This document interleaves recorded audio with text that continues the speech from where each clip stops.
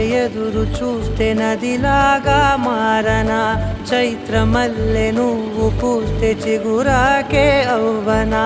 నన్నే వరించి యువరాజును అంట నీ యువరాణి